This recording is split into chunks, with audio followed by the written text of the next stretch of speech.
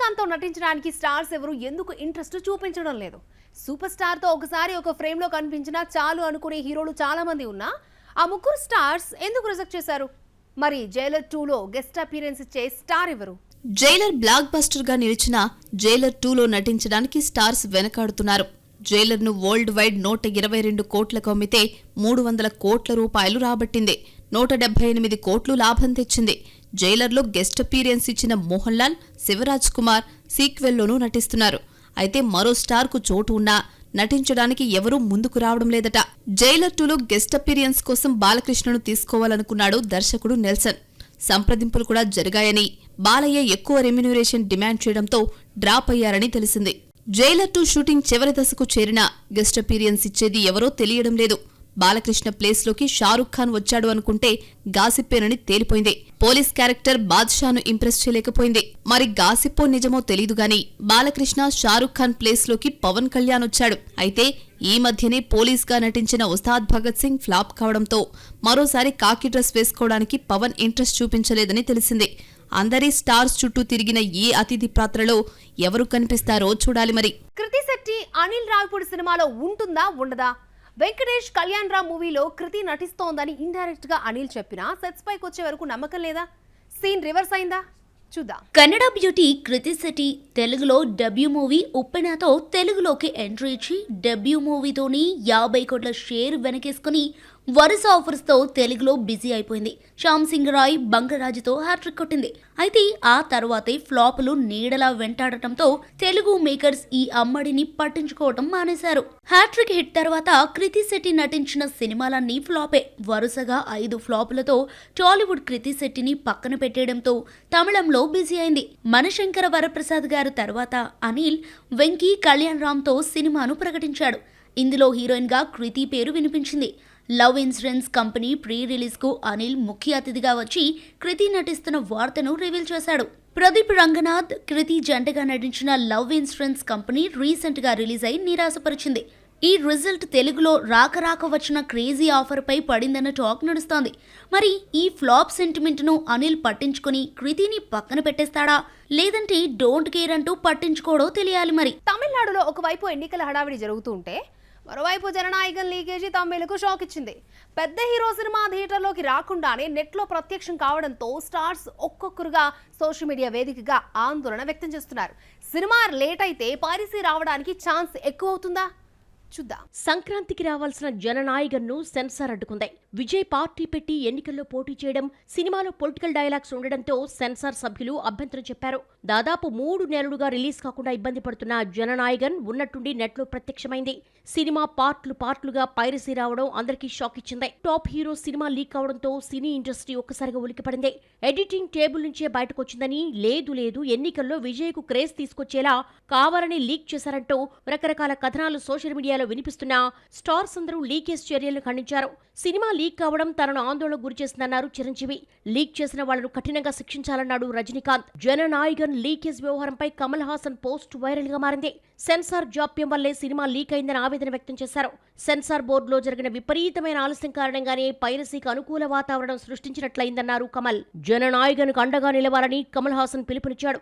ఈ పైరసీ వందలాది మంది కళాకారులు, టెక్నీషియన్స్ కృషిని ప్రమాదంలో పడేసిందన్నారు. చట్టపరమైన ఇబ్బందులు ఎదురైనప్పుడు విచారణ వేగవంతం చేసి సమస్యను పరిష్కరించాలని కోరారు కమల్.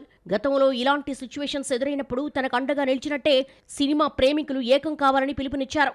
జననాయకన్ను థియేటర్స్ లోనూ చూసి సహకరించమని కోరారు కమల్. మొత్తానికి షాక్ ఇచ్చిన పైరసీ ఇష్యూతో కమల్, రజనీకాంత్ జననాయకన్ కు అండగా నిలిచారు. సినిమా రిలీజ్ లేట్ అయితే కొన్ని సినిమాలు లీకేజ్ ప్రాబ్లమ్స్ ని ఫేస్ చేస్తాయి. పెద్ద సినిమాలే ఎక్కువ ఎఫెక్ట్ అవుతూ ఉంటాయి. బాహుబలి, అత్తారింటికి దారేది సినిమాలు పైరసీ బారిన పడినవే. తెలంగాణ ఉద్యమ కాలంలో అత్తారింటికి దారేది సినిమాను ఎప్పుడు రిలీజ్ చేయాలో అర్థం కాలేదు. ఓవైపు ఆందోళనలు, మరోవైపు సినిమాను విడుదల చేయలేని పరిస్థితిలో ఎడిటింగ్ టేబుల్ నుంచి సినిమా ఫస్ట్ హాఫ్ నెట్లోకి వచ్చేసింది. వెంటనే అప్రమత్తమైన మేకర్స్ పైరసీ లింకును తీయించేశారు. దీంతో అప్పటికప్పుడు రిలీజ్ డేట్ ప్రకటించి మేకర్స్ వెంటనే థియేటర్స్ లోకి తీసుకొచ్చేశారు. 2-3 ఏళ్లు సెట్స్ పై ఉన్న సినిమాను కాపాడుకోవడం కష్టమే అవుతుంది. Editing, VFX, re recording, colour grading అంటూ చాలా క్రాఫ్ట్స్ చుట్టూ సినిమా తిరుగుతూ ఉంటుంది. ఎక్కడో ఓ చోట బయటకు వచ్చే ఛాన్స్ ఉంది. షూటింగ్ టైంలో పోస్ట్ ప్రొడక్షన్ వర్క్స్ లో ఎంతో స్ట్రిక్ట్ గా వ్యవహరించే రాజమౌళి కూడా పైరసీతో ఇబ్బంది పడ్డాడు.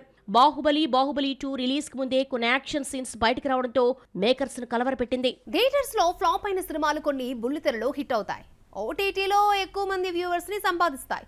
ఈ మధ్య కాలంలో వచ్చిన స్టార్ మూవీ బిగ్ స్క్రీన్ పై డిజాస్టర్ అయింది. 16న ఓటీటీలోకి వస్తున్న ఆ సినిమా ఏంటి? స్మాల్ స్క్రీన్ లో దాని రిజల్ట్ ఎలా ఉంటుంది? ఈ సమ్మర్ లో వచ్చిన ఏకైక star movie Ustaad Bhagat Singh release అయిన రోజు తప్ప కలెక్షన్స్ రాబట్టలేకపోయింది. గబ్బర్ సింగ్ వంటి బ్లాక్ బస్టర్ తర్వాత పవన్ హరీష్ శంకర్ కాంబో రిపీట్ కావడంతో మెగా ఫ్యాన్స్ ఎక్కువగా ఊహించుకున్నారు. అంచనాలకు ఏమాత్రం దగ్గర లేకపోవడంతో ఫ్యాన్స్ ఉస్తాద్ ను రిజెక్ట్ చేశారు. రీసెంట్ గా ఈవెంట్ లో హరీష్ మాట్లాడుతూ సినిమా ఆడలేదని ఒప్పుకున్నాడు. ఉస్తాద్ భగత్ సింగ్ డిస్ట్రిబ్యూటర్స్ కు భారీ నష్టాలు తీసుకొచ్చింది. సినిమాను 130 కోట్లకు అమ్మితే వచ్చింది 56 కోట్లు మాత్రమే. పెట్టుబడిలో సగం కూడా రాకపోవడంతో భారీ లాసెస్ చూడాల్సి వచ్చింది. సినిమా నెల తిరగకుండానే 16 నెట్ఫ్లిక్స్ లో స్ట్రీమింగ్ అవుతోంది. ఉస్తాద్ షో మెగా ఫ్యాన్స్ కే పరిమితమైంది. ఫ్లాప్ టాక్ రావడంతో రెండో రోజే సినిమా కలెక్షన్స్ భారీగా డ్రాప్ అయిపోయాయి. 3 రోజుల తర్వాత ఈ స్టార్ మూవీని ఎవరూ పట్టించుకోలేదు. థియేటర్స్ లో ఆడని కొన్ని సినిమాలకు ఓటీటీలో మంచి రెస్పాన్స్ వచ్చింది. మరి ఉస్తాద్ బుల్లితెర ఆడియన్స్ కైనా నచ్చుతుందో లేదో చూడాలి. మరి అఖండ 2 ఫ్లాప్ తర్వాత బాలయ్య తగ్గాడా లేదంటే రిస్క్ చేస్తున్నాడా? అదిరిపోయే హిట్ ఒక్కటి లేని డైరెక్టర్లకు ఛాన్స్లు ఎందుకు ఇస్తున్నాడు? బాలయ్య డేరింగ్ డెసిషన్ వెనుకున్న సీక్రెట్ ఏంటి? అఖండ 2 రిలీజ్ కి ముందే గోపీచంద్ మలినేనికి ఛాన్స్ ఇచ్చాడు బాలయ్య. ఈ ఇద్దరి కాంబోలో వచ్చిన వీరసింహారెడ్డి హిట్ కావడంతో రిపీట్ చేస్తున్నాడు. ఆ తర్వాత నటించే సినిమాలను ఇంతవరకు అనౌన్స్ చేయకపోయినా ఇద్దరు యంగ్ డైరెక్టర్స్ తెరపైకి వచ్చారు. సెట్స్ పై ఉన్న బాలయ్య గోపీచంద్ మూవీ రిలీజ్ ఎప్పుడో తెలీదు. కానీ విజయ్ కనకమేడల దర్శకత్వంలో నటించే సినిమా 2027 సంక్రాంతికి రిలీజ్ వార్త సోషల్ మీడియాలో హల్చల్ చేస్తోంది. అల్లరి నరేష్ తో తీసిన నాందితో విజయ్ కు గుర్తింపు వచ్చింది. సినిమా బ్రేక్ ఈవెన్ అయినా భారీ లాభాలు రాలేదు. ఆ తర్వాత నరేష్ తోని తీసిన ఉగ్రం ఫ్లాప్ అయింది.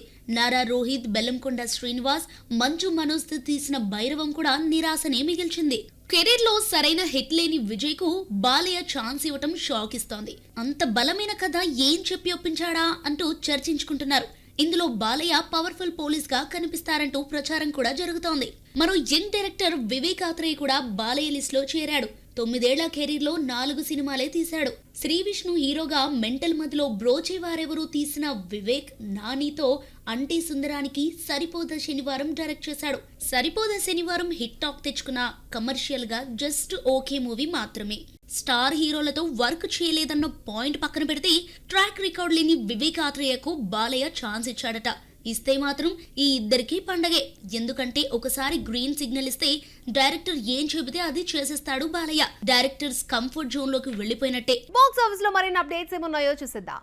వరుణ్ తేజ్, రితికా నాయక్ జంటగా మేర్లపాక గాంధీ దర్శకత్వంలో రూపొందుతున్న కొరియన్ కనకరాజ్ నుంచి ఫస్ట్ సింగిల్ రిలీజ్ చేశారు. తమన్ ట్యూన్ ఇవ్వగా కాసర్ల శ్యామ్ సాహిత్యం అందించారు.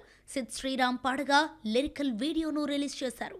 ఎన్టీఆర్ ప్రశాంత్ నీల్ మూవీలో విలన్ గా ముందు నుంచి అనుకున్న టోవినో థామస్ ప్లేస్ లోకి షాహిద్ కపూర్ వచ్చాడన్న వార్త బయటకొచ్చింది. బాలీవుడ్ మార్కెట్ ను టార్గెట్ చేస్తూ విలన్ ని మార్చేశారని టాక్. రామ్ చరణ్ నటించే Hindi cinema news B town లో చక్కర్లు కొడుతోంది. జంజీర్ తో హిందీలోకి ఎంట్రీ ఇచ్చిన రామ్ చరణ్ RRR తో హిందీ ఆడియన్స్ కు దగ్గరయ్యాడు. సంజయ్ లీలా బన్సాలి దర్శకత్వంలో రామ్ చరణ్ నటిస్తున్న టాక్ లో నిజమెంతో చూడాలి.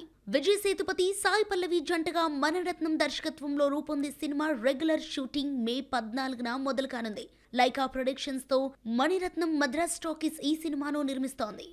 ఇది వాల్టి మన box office. Next box office లో మరిన్ని interesting movie updates and gossips తో మళ్ళీ కలుద్దాం. Till then, keep watching NTV and this is Akshaya signing off. Bye bye.